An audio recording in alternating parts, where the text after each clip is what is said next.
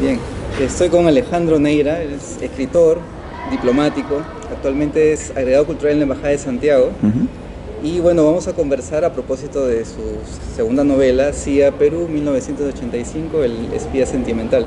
Alejandro, bienvenido y gracias. No, muchas gracias a ti por la invitación. Feliz. La última vez que conversamos, que fue cuando publicaste la primera novela, bueno, decías pues que esta relación del diplomático-escritor venía de tiempo, incluso hay pues escritores que fueron embajadores, Neruda, en fin, y otros, y que hay un juego también ahí, ¿no? De ser diplomático y escritor. Ahí, aunque parezca que sea una pregunta así como retórica o de chiste, ¿en qué diferencia un diplomático y un escritor? Se habla mucho ¿no? de la Claro. diplomacia como una manera de mentir elegantemente, ¿no? Que lo es, en gran medida. Bueno, no, muchas gracias. Bueno, la tradición de escritores diplomáticos es, digamos, permanente. Creo que, según algunos, los diplomáticos, la diplomacia es una de las primeras profesiones del mundo, ¿no? La de ser mensajero, en realidad. Y siempre ha estado vinculada a la palabra, es decir, el símbolo del diplomático es el que lleva el mensaje, ¿no? El dios Mercurio. Y, y nuestro trabajo permanentemente es con las palabras. Y yo, de alguna manera, he tenido la suerte de trabajar en muchas cosas vinculadas a la palabra, es decir, desde hacer una carta sencilla, hasta hacer discursos que han sido leídos, pues, no sé, en Naciones Unidas, que he leído yo mismo, que he leído cancilleres. Entonces, el trabajo con la palabra es permanente y obliga a uno, aunque el lenguaje sea distinto, a pulir una cierta forma de comunicar, que finalmente es lo que hace también la literatura. Las dos son formas de engaño, creo que eso es cierto. Una es un juego de símbolos, la diplomacia finalmente es un juego de símbolos, y las palabras ayudan a canalizar esos símbolos, ¿no? O sea, a los actos van acompañados de ciertas palabras y con una sutileza y fineza que hace que los diplomáticos nos entendamos de una manera que a veces no es percibida exactamente igual por periodistas, por la gente, por políticos incluso, ¿no? Entonces es algo, digamos, natural. Y los escritores hacemos lo mismo finalmente. Por otro lado, usamos las palabras para comunicar algo, una idea principal. Y digamos, el acto de presentar un libro, por ejemplo, que finalmente lo que, digamos, de alguna manera te abre la posibilidad de comunicar lo que quieres hacer, va acompañado también de unas palabras y de un discurso, que es lo que te voy a decir ahora, de qué se trata la novela y qué es lo que yo pienso que he tratado de poner ahí, ¿no? Es un poco, ya sin diplomacia alguna, ¿no? La última vez que conversamos, tú me habías dicho que para ti la literatura no es fuego, sino juego, ¿no? Sí. Y que era como una manera, bueno, ya es mi lectura entre líneas, de escapar pues de la carrera diplomática, que es más seria, más aplomada, ¿no? Pero la literatura es para ti eso. Para mí sigue siendo juego, sobre todo, ¿no? En la carrera diplomática trato de ser, no lo soy evidentemente, pero trato de ser un poco más serio. Y bueno, como decía, en realidad la carrera está hecha de símbolos, de mensajes y de palabras. Y uno puede bromear, pero sabiendo cuáles son los límites más claros. En la literatura, felizmente, no hay límites. Entonces, depende de ti encontrar cuál es el límite final para hacer las bromas, ¿no? O para jugar con el humor, o para hacer una parodia de una novela de espías, o para ponerle un tono irónico a un personaje. Y yo sí, de nuevo, es algo que siempre que te he comentado, me divierto mucho escribiendo. De verdad que sí, me divierto. Me gusta mucho escribir y lo disfruto. No solo por el hecho de escribir en sí mismo, que ya es un placer tratar de poner algo y que salga más o menos entendible, digamos, sino también el hecho de investigar y al mismo tiempo de escribir, ir cotejando lo que vas escribiendo, como es como una novela dentro de todo, entre comillas, basada en algunos hechos históricos, de revisar esas cosas, ¿no? De revisar la prensa de esa época, de revisar los videos de esa época, de programas serios y de programas cómicos, desde Uno más Uno, en el que salía Fernando Poro, que era un programa de entrevistas, hasta Risas y Salsa, y Trampolín a la Fama. Y cotejar con mis propios recuerdos esa sociedad de esa época, ¿no? Que es tan distinta a esta y que en algunas cosas tiene como rasgos muy claros de nuestra perenidad y que yo trato de poner en la novela, que es también eso de reírse de uno mismo y reírse de casi todo como una forma de contener la realidad, ¿no? De enfrentarse a la realidad. Ya para empezar a hablar del libro propiamente, esta es una saga, como lo mencionabas, una segunda parte. Y la peculiaridad, bueno, en la portada del primer libro estaba Abimael Guzmán, AG, y ahora está Alan García, otro AG, con elementos en común, ¿no? Uno, básicamente, el mesianismo que se menciona en el libro. ¿Cómo fuiste llevando esta continuación de esta saga, de la ¿no? saga? De Malcolm G. Yo creo que, bueno, uno que como te decía, para hacer una novela de espías tiene que continuar, pues, ¿no? Si no, no es la gracia. James Bond no sé cuántas hay, los personajes clásicos, ¿no? Y los policiales también en la novela negra, que es un poco una mezcla CIA-Perú. Pero claro, en el primer libro ya aparece, la CIA interesada en ver qué pasa en este país tan extraño, en el que pasan cosas raras. Y tratar de entender qué era Sendero Luminoso, ¿no? Y en este es como que la CIA, digamos, siguiendo ese mismo camino, se da cuenta que ha llegado, además de Alan García, otro líder que es el presidente del Perú, que es un chiquillo, prácticamente de 35 años, que tiene una popularidad de más de 90%, pero cuyas ideas son peligrosas para el establishment, si quieres, ¿no? Es decir, para el sistema capitalista. Entonces Estados Unidos ve preocupado de eso. Y es una situación que efectivamente creo que se dio en esa época, ¿no? Alan García, en términos comparativos, pues tendría el Chávez de hace 10 años, ¿no? O sea, un tipo que viene con un discurso muy marcado, muy antisistema, que debe haber preocupado mucho en la época. Y hay cosas que sí son ciertas, como medidas económicas que tomó Estados Unidos contra el Perú y alguna forma de alguna manera de perseguir al gobierno aprista, digamos, o ajustarlo, como si se quiere decirlo en términos de jerga, ¿no? Entonces, el otro personaje para mí clave, probablemente sea mi personaje de ficción favorito, Alan García, no en la realidad, pero de ficción creo que es un personaje casi favorito y que en esa época, revisando cosas de la época, la verdad que era un personaje alucinante. O sea, de quien también se ha dicho mucho. De ¿no? quien se ha dicho mucho y sobre el cual yo sí recuerdo de niño estos mitos que algunos aparecen ahí, ¿no? Alan García sale en moto, Alan García es un humanizer, como dice ahí, ¿no? O sea, tiene un jale impresionante con las mujeres, tiene su esposa, pero se escapa en las noches. Y se escapa, pero hace cosas que otra gente no haría, que es ir a juntarse con la gente, a tomar con la gente, a invitar a todo el mundo a Palacio de Gobierno, ¿no? O sea, contrastado con una figura casi patriarcal como Fernando Belaúnde, Alan García entra como un líder carismático, pero a la N potencia, ¿no? Nadie era más carismático que él. Y llama la atención no solo en el Perú, llama la atención de todo el mundo, ¿no? En el 85 es un año en que el Perú, realmente, el presidente que aparece en la novela, ¿no? El presidente del Perú va a dar su discurso en Naciones Unidas y la gente está interesada en saber quién es ese chiquillo y qué va a decir y además qué propone, ¿no? O sea, quién es.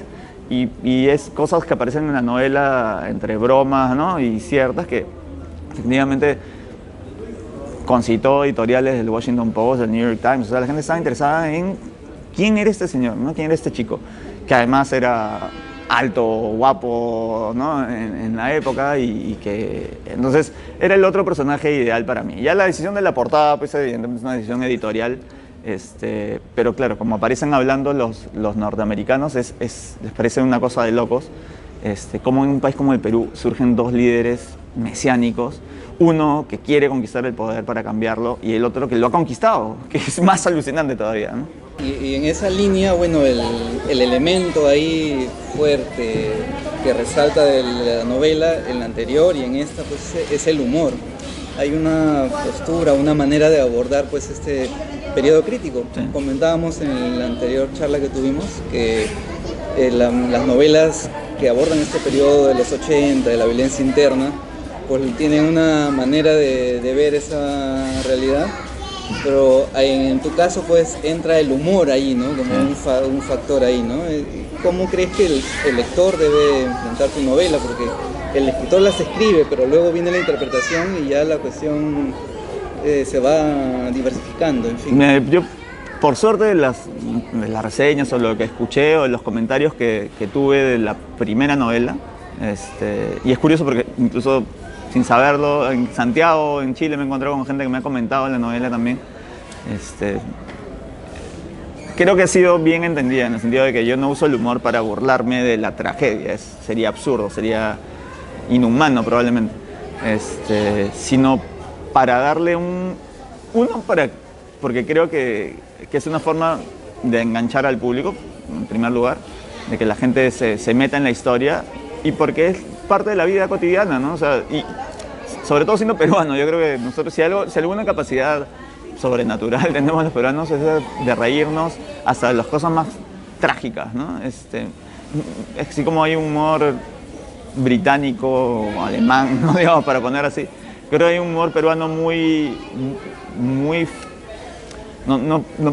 fino de entender probablemente, pero que no es fino en absoluto, pero que es más bien es muy duro y es muy complejo para la gente de fuera entender cómo nosotros hacemos chistes sobre cosas a veces tan trágicas, bromas desde raciales hasta homofóbicas, hasta que y no hay que escandalizarse, o sea, es la forma en que hacemos, o sea, en que hemos sido criados para tratarnos. Y para otra gente para gente de otras sociedades es muy difícil entender cómo entre amigos, digamos, nos podemos insultar o tratar y burlarnos de defectos del otro a veces de manera así medio descarnada y no perder reírnos de eso, tener una correa inmensa que creo que no hay peruano que no tenga y finalmente, digamos, tratar casi todo con humor. Entonces, yo creo que felizmente espero que esta segunda parte también sea leída bajo el mismo criterio, ¿no? O sea, la vida es tragicómica. A nadie le va. La vida no es un paraíso, no es un colchón de rosas y tampoco es necesariamente todo lo negra que a veces uno piensa por momentos, ¿no? La vida es un balance total. Y yo creo que si hay algo de los que los peruanos somos capaces, y luego haber vivido los años 80 y 90, creo que es evidente, es haber sobrevivido llevando la fiesta en paz y llevándola con humor incluso, ¿no? Eso no quiere decir que haya momentos dolorosos que hay que pasar y que hay que recordar y que hay que superar, pero creo que para entender bien lo que somos, si no usamos el humor no funciona, ¿no? Los peruanos somos eso. Claro, y últimamente como que tanto en la ficción como ya en el debate a nivel de sociedad se vuelve mucho a esa época, ¿no?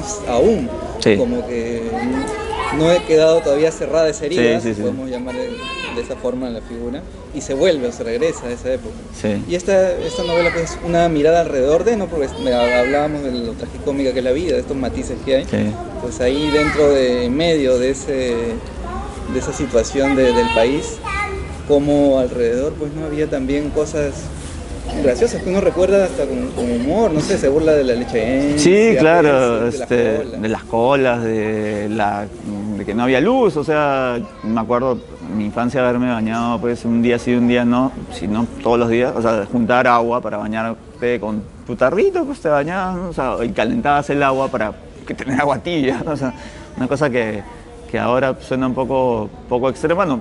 Lamentablemente hay gente que en el Perú sigue viviendo así, o sea, eso tampoco hay que esconderlo, pero creo que en esa época, al menos viviendo en Lima, vivías en un espacio bien difuso entre entre esto que la gente percibe como realidad y lo que no lo es, ¿no? Entonces, conmigo conversaba, digamos, más que sobre la novela, sobre la época, como a veces llegaban las noticias y a menos que sea pues realmente casos muy emblemáticos tipo Ucherajay, ¿no? O Acomarca, que sí aparece aquí, o casos que fueron muy mediáticos y muy, muy visibles, o la matanza del Frontón, o el Sexto, que no aparecen no son de ese año, ¿no? Pero en esa época, por lo demás, uno diariamente pasaba las noticias de los atentados terroristas y los escuchabas sin... Bueno, yo era niño, evidentemente, pero digamos que la gente vivía con eso, ¿no? O sea, vivías con... Ha habido un atentado en tal lugar, en Ayacucho, que desde Lima, a mí siendo niño me sonaba que era, de verdad, otro planeta, o sea, muy lejos, sin saber bien qué pasaba. y con una discusión que aparece, por ejemplo, en la novela, ¿no? O sea, los senderistas son unos malditos, o sea, no tienen derechos humanos. Hay una discusión ahí, ¿no? O sea, ¿a quién le...? O sea, no, y ya es algo que yo he escuchado en mi casa, o sea, los senderistas no son humanos, o sea, no deberían tener derechos porque no son... ¿Cómo vamos a respetar sus derechos humanos si ellos no respetan los de nosotros, ¿no? Sin tener en cuenta pues, que el Estado es quien debe velar por los derechos humanos. Entonces hay muchas cosas de discusiones ahí que se dan en el